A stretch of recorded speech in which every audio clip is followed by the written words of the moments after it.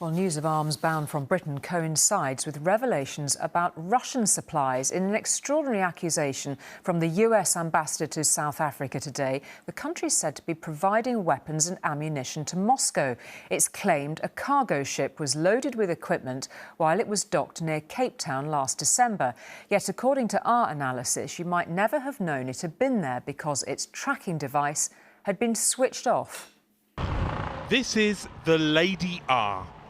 7,000 tonnes, 120 metres long, photographed apparently with a naval escort close to South Africa. But this is a Russian ship, sanctioned by the US. Was it used to take ammunition and weapons from South Africa to Russia? Side by side by side, the South African military on joint exercises with Russia and China in February. It says it's neutral in the war in Ukraine, but what we've confirmed this evening suggests it is more than a bystander. We are confident that weapons were loaded onto that vessel, and I would bet my life on the accuracy of that assertion. Tonight, the Lady R is off Egypt and on its way to China. But we've been tracking its route since September.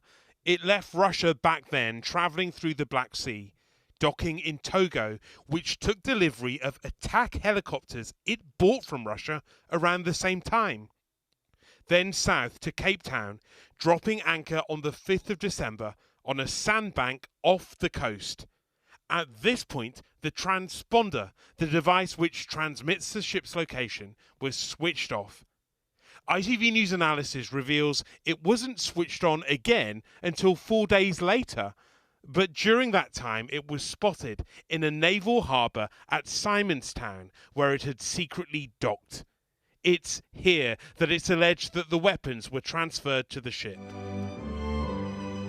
The South African president was received by the King last November, the first state visitor of his reign. South Africa, like the Commonwealth, has always been a part of my life.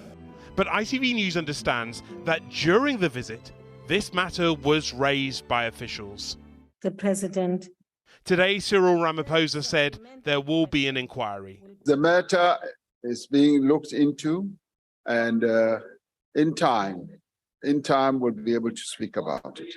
Some foreign officials believe South Africa's story is implausible and that it is a secret and silent supporter of Russia's war in Ukraine. And it seems like there's this ideological friendship and allegiance with especially Russia that they are prepared to protect and support at all costs.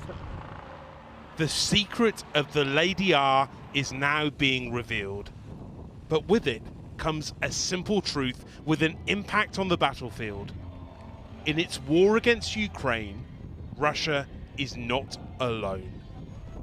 And Rohit is here to take us through more of this absolutely fascinating story, Rohit. What does it tell us about Russia and the deals it's doing to try to win this war? Well, there's one really important point that this story should remind us of, which is the fact that the world is not with Ukraine. This is one of the great myths in terms of this conflict. In fact, billions of people live in countries that are not with Ukraine or are certainly non-aligned. And there's a particular story in South Africa. Part of it is historic. There is a kind of, as the opposition figure said there, ideological alignment, a sort of sense of almost deference in some parts of the political class towards Moscow, in part for Soviet support during the apartheid years. And there's a broader story across Africa as well. Russia has put a great deal of focus into Africa, as has China.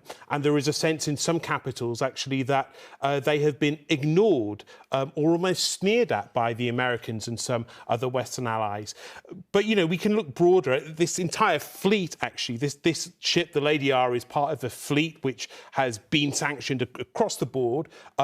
One of the vessels we know sent munitions to India. So, yeah, this is a complicated story in terms of who supports who. And we will now see the consequences on the battlefield as we enter what will almost certainly be an incredibly bloody summer in Ukraine.